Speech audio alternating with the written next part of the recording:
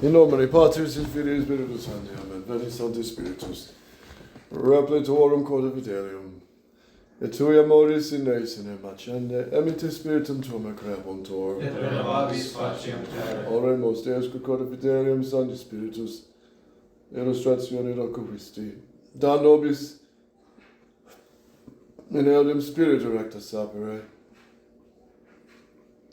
Et Deus in consolatione gaudere per Christum Dominum nostrum. Amen. Cor Mariae Immaculatum. Ora pro nobis. Sancte Joseph. Ora pro nobis. Sancte Tadei. Ora pro nobis. Nomine Patris et Filii et Spiritus Sancti. Amen.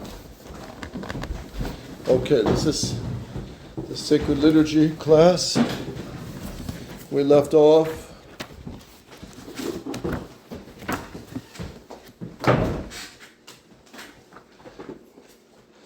looking at, yes, the new sanctuary.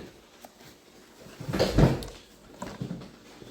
think we left off with the relics. Yes, I believe we did. Okay, relics. So, Michael, relics. Another innovation concerned relics. Priests in ancient times celebrated Mass on the tombs of martyrs, and Christians built altars and churches over these tombs when the persecutions finally ceased. Church law maintained this tradition until the advent of the new Mass. In closing, the relics of martyrs in the altar is no longer required. Okay, stop. This is what I like about this book. Is it always gives you the right angle on the ancient practices of the liturgy. So, during the persecutions, they did say Mass on the tombs of the martyrs. After the persecutions, the church insists to keep that practice till now, which is traditionally to keep Mass always on the relics of saints.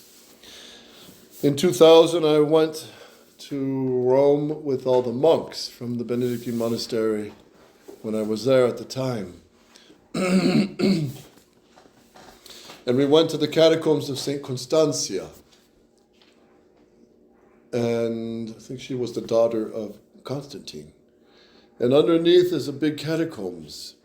And the guide there was telling us, look, I'll take you down tomorrow if you want to come. It's a 7-mile hike into the deep catacombs. And he said the first 3 miles in, there's no relics left because they were all taken over the past 1,000 years. People going down and taking relics of saints. But when you get past to the 6-7 mile area, there's still martyrs' tombs that are not known. There's still altars that are still there where they had Mass in the early church, untouched. He was willing to take us, but Father Cyprian, he said we just couldn't fit it into the schedule. But he said you'd have to bring snacks and a flashlight. So I wish we had the opportunity, but I bring that up just to say, they're still out. They're still there. Read on, Michael. The diocesan bishop decides the suitability of retaining the practice by considering the spiritual good of the community, whatever that means. As a further obstacle to observing this tradition, the new legislation states that relics placed in the altar must be large enough to be recognizable as parts of human bodies. Since it is difficult enough to obtain even a small relic from a martyr's bones, the rule in effect abolishes the traditional practice. Moreover, it is now forbidden to place relics in the table, mensa, of the altar. The practice dates back at least to the 8th century. The new rule also complicates matters for those pastors who may want to place relics in a new altar. It is easy to see why liturgist Johannes Emminghaus says that the new liturgy pays no attention to the presence of relics in the altar. So what happened to relics in the altar with the new Mass? They were just taken out completely. Just gone. Yeah, that's why they trashed them to the dump yard. Many altar stones just dumped. Consecration. Go on, Guadalupe. In the past, every altar had to be consecrated. The rite was both elaborate and complex.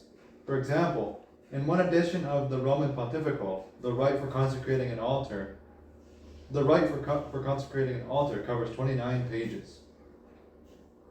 However, the general instruction said only that the main altar of a church should ordinarily be fixed and consecrated. In other words, it was recommended, but not strictly required. Moreover, in a further violation of the church's ancient tradition, even wood and metal altars could be consecrated as fixed altars. But even this was still not enough for the innovators. The instruction provided another option, a movable altar. This turned out to be nothing but a table. It could be constructed of any becoming solid material suited to liturgical use, according to the traditions and customs of different regions. A consecrated stone was not required, and the movable altar did not have to be consecrated, but only blessed. The rite for this blessing, by the way, is 7 sentences long. The bishop does not even make one sign of the cross over the table he blesses. 16th century Protestants like Nicholas Ridley also advocated replacing stone altars with tables because, quote, the form of the table shall more move the simple from the superstitious opinions of the popish mass unto the right use of the Lord's Supper. For the use of an altar is to make sacrifice upon it. The use of a table is to serve for men to eat upon. That's quoted in Michael Davies' Cranmer's Godly Order, Part 1, The Liturgical Revolution. Yeah, how true, isn't it? Table replaces the altar. Finish? Needless to say, the same change of symbolism works equally well with the theology of assembly. So, yes. Protestant changes, New Mass changes. Are they very different? No. D, other altar furnishings. Gavril? The traditional legislation prescribed other marks of honor which emphasized the dignity and holiness of the altar. These externals were either abolished or made optional. They have been reduced, as Pistoia said, to the functional bare minimum. From perhaps the 4th century, it was customary to construct the altar upon a platform, sometimes called a foot space or a predella. The rubrics required that a canopy be suspended above the altar, and that the altar be clothed with a frontal made of precious material or fabric. Okay, footnote here.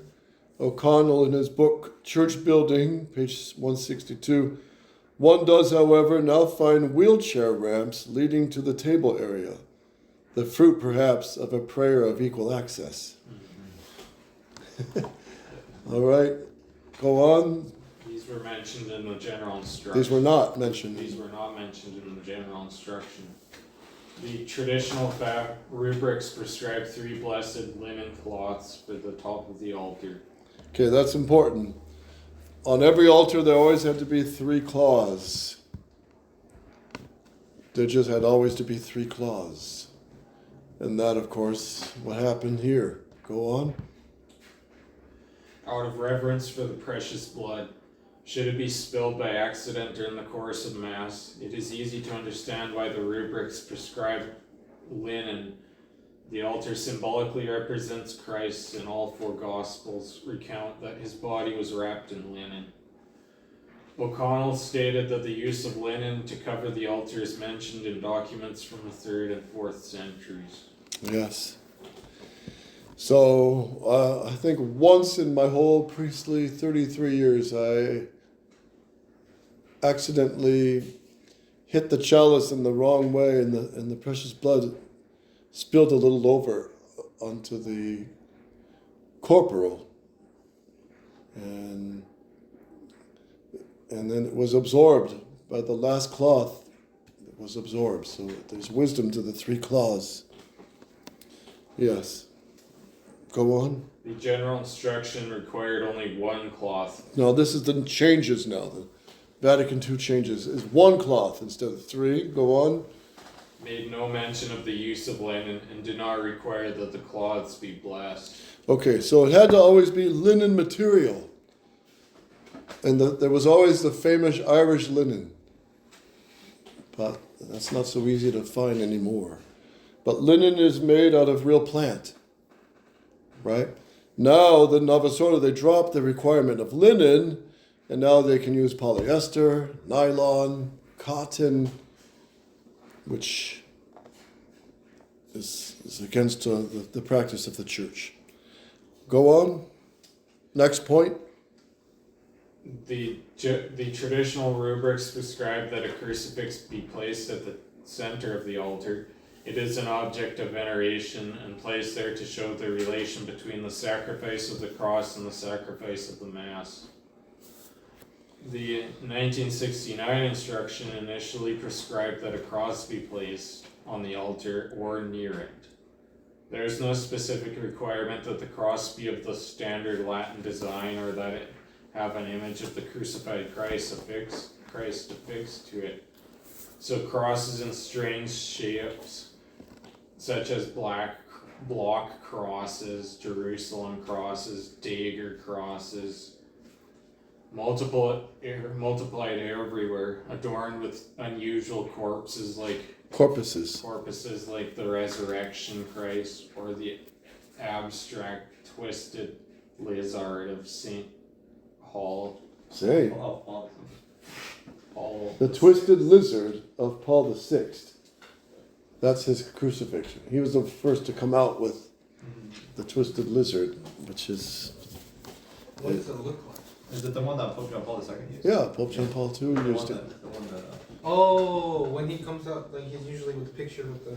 Yeah. Well, yeah, and the body of our Lord is sagging, and it's I see. Okay. very ugly. Okay, go on. Okay. Paul VI, not St. Paul's.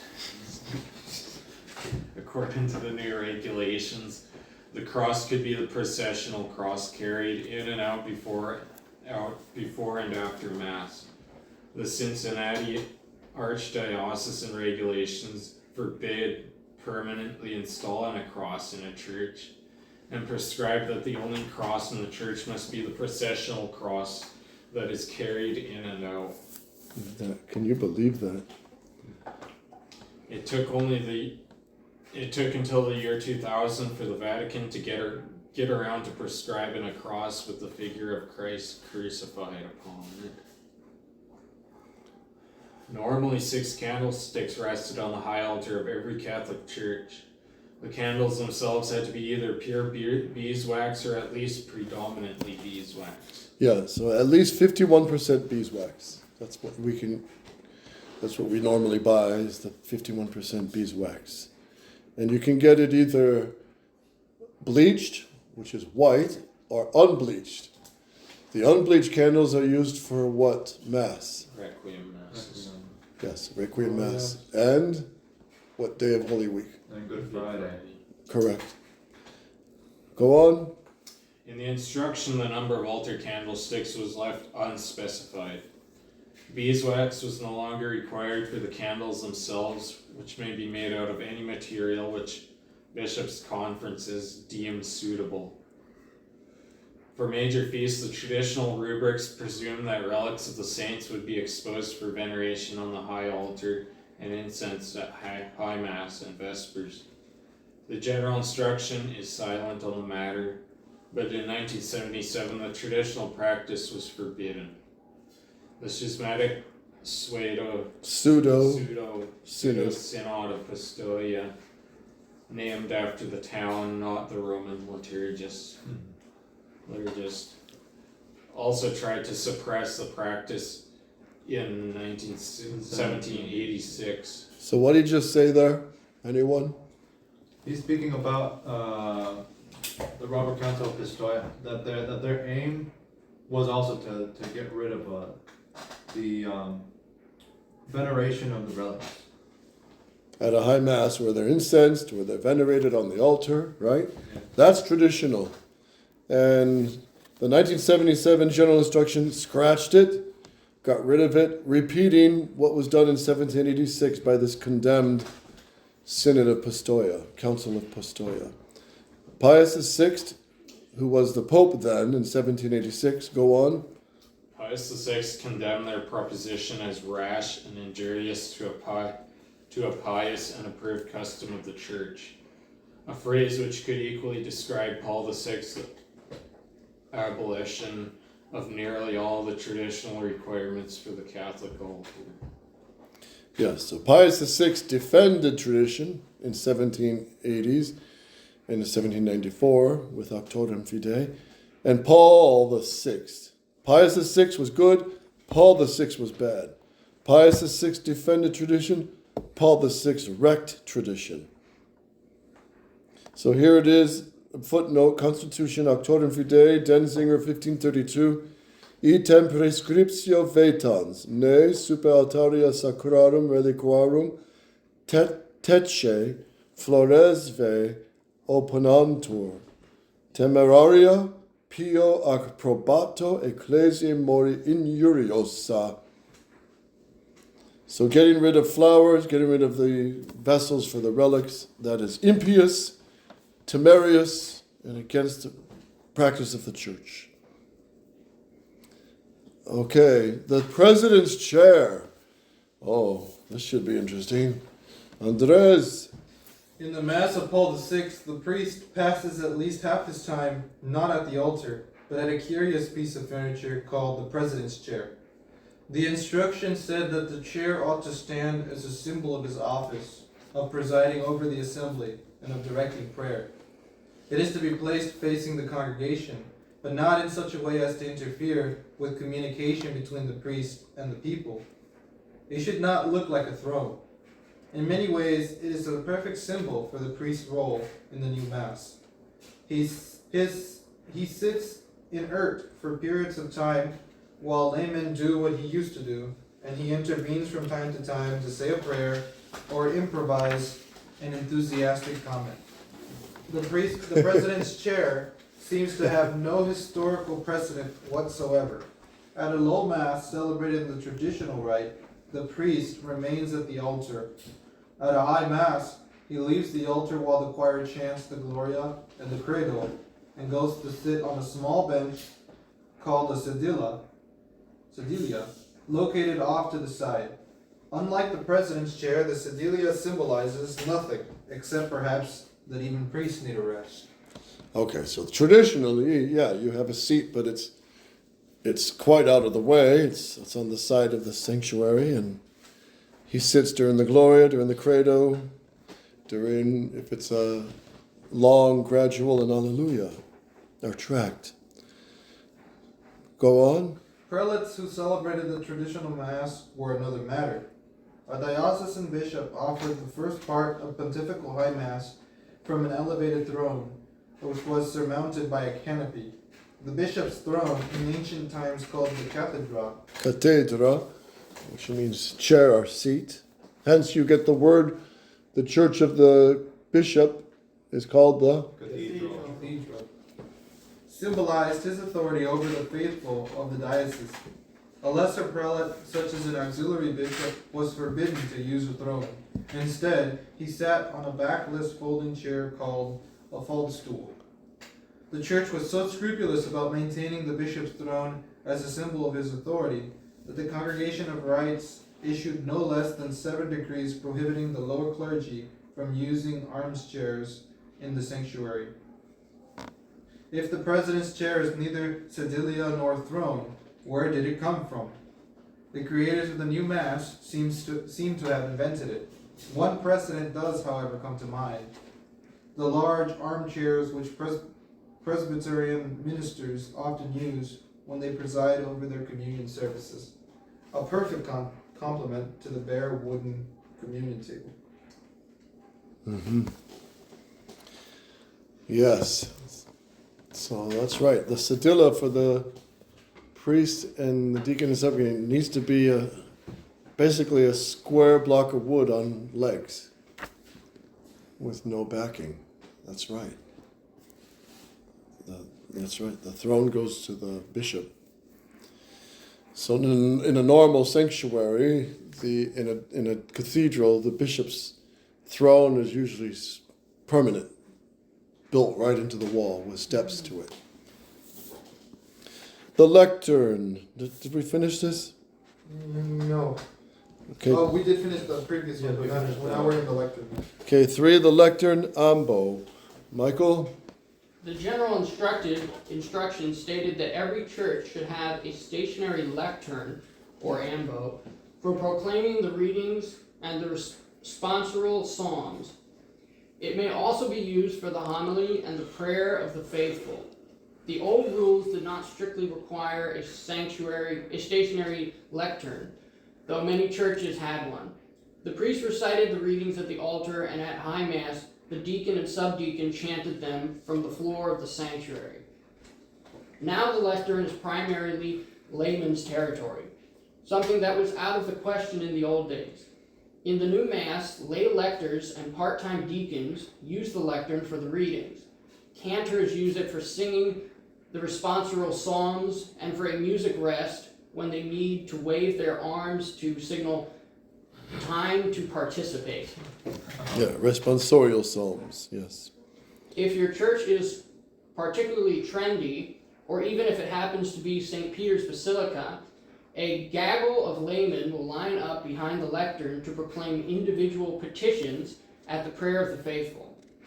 According to the general instruction, the lectern is the natural focal point for the people during the liturgy of the word.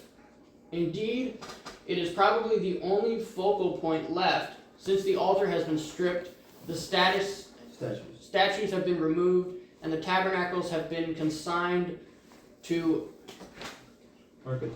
architectural devotional Siberia. Yeah, in other words, dumpsters for the statues and tabernacles.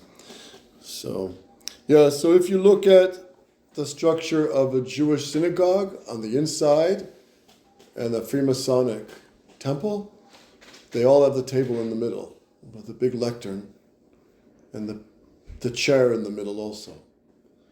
So that's no accident, because the new mass comes right out of that influence. The vanishing tabernacle.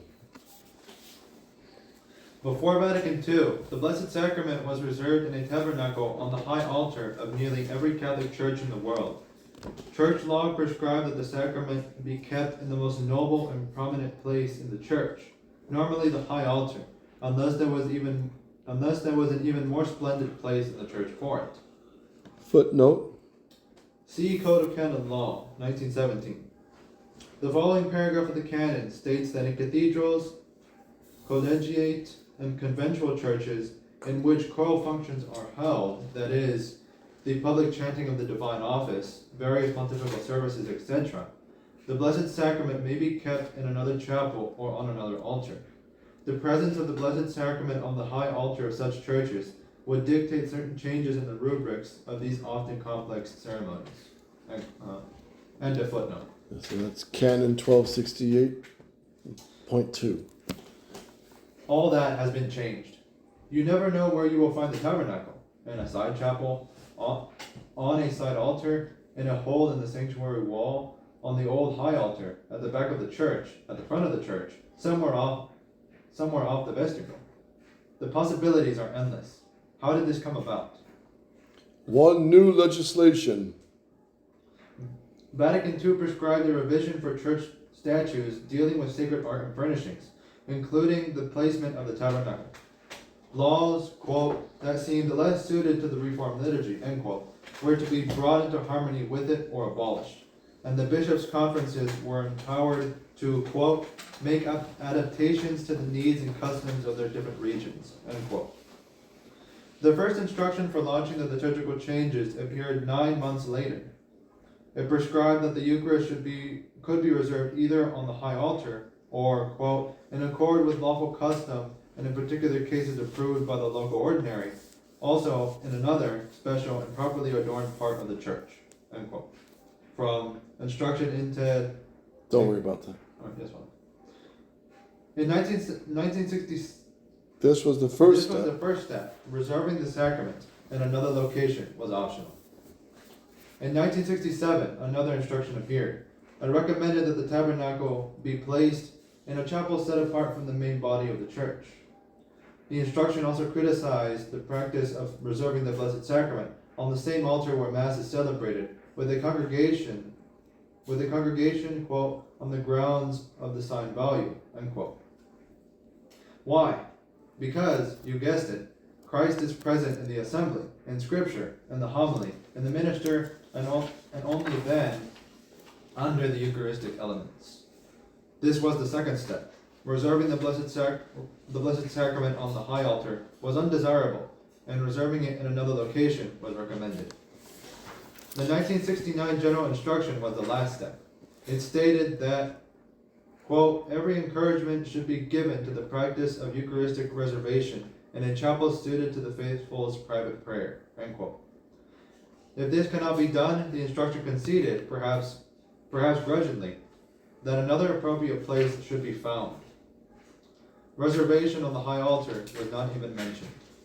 Alessandro Pistoia explained the new arrangement by saying the question of where the Blessed Sacrament is reserved does not enter directly into what he calls the quote-unquote dynamism of the Mass. Dynamism of the Mass. The term, by the way, hints at the essentially psychological orientation of the new Mass. The altar and the tabernacle, he says, represents two distinct moments of the same mystery. To separate them is to enrich the piety of the people of God by bringing into relief the celebration of Mass as memorial of the Lord and the supreme moment of incorporation into the Paschal mystery. To the Reformers, it seems, the Blessed Sacrament's loss was the people of God's gain. The 2000's General Instruction prescribed that the diocesan bishop determine the location of the tabernacle. The instruction reintroduced the possibility for reservation in the main body of the church and specified that a separate reservation chapel should be, quote unquote, integrally connected to the church and conspicuous to the faithful. But it also reiterated the prescription that there be no reservation on an altar when Mass is celebrated, a practice condemned by Pius XII. Yes. So what happened to the tabernacle? Got moved off to the side, to the back, to the front. Yes. I think I've seen one where they put it on chains and it's kind of like, it looks like it's Suspended? It's almost suspended, but it's maybe like a thin backing where it's kind of to the ground or something. I've seen it in Pretty the weird. corner, like behind the faithful in the corner. Yeah, it's a direct attack on our divine Lord's presence. The immediate effect is that you lose the reverence for it. Yes, There's no more reverence. It doesn't seem to be important, so therefore it's not important. right. That's right. 2, application in the U.S. With this general legislation as its starting point, the U.S. Bishops' Committee on the Liturgy likewise recommended exile for the tabernacle. A room or chapel specifically designed and separate from the major space is important so that no confusion can take place between the celebration of the Eucharist and reservation. Active and static aspects of the same reality cannot claim the same human attention at the same time. What does that mean? What nonsense. Go ahead. The very use of the word static gave the game away. It was a dig at traditional Catholic Eucharistic piety, which has now been superseded by something dynamic. Feelings of hospitality, for instance. The committee hastened to assure readers, quote, having the Eucharist reserved in a place apart does not mean that it has been regulated to a secondary place of no importance, Rather, a space carefully designed and appointed can give proper attention to the reserved sacrament. End quote. Oh, I see. Active and static. They're saying the tabernacle is just like a dead form of our faith, but the active form of faith is the communion meal. Yes. Oh, wow. That's a real insight. It fits modern philosophy, modern theology. It fits evolution. It fits rock and roll music. It fits the modern world. And what did Father Dennis Fahey say? It's not for Christ, Jesus Christ the King, to conform to the world, but the world must Conform to Christ the King. That's right. And the new Mass is trying to conform Christ the King to man, to the modern world. You immediately sense this when you walk in an apostolic church. The emptiness. Okay, finish. It was recommended that the chapel be designed to, quote, create an atmosphere of warmth while acknowledging the mystery of the Lord, end quote. By, quote, acknowledging the mystery of the Lord, however, they meant that you put the tabernacle in a hole in the wall, a pillar or a little tower, but never on an altar. For the altar is a place for action, not for reservation. And these are all, we're reading through this chapter, but you see all the quotes directly from the general instruction. So that's from these modernists. They were out to destroy the Mass and replacing the static presence with the dynamic. Dynamic feelings of hospitality. Yes. Last paragraph. The bishops' conference thus took the Roman legislation to its logical conclusion. The tabernacle needed to be exiled from the main part of the church.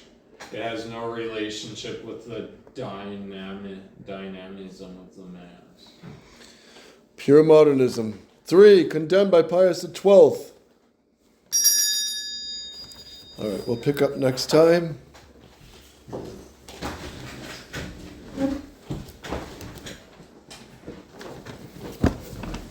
Agitorium nostrum, in nomine Domini. Qui fecit caelum et terra.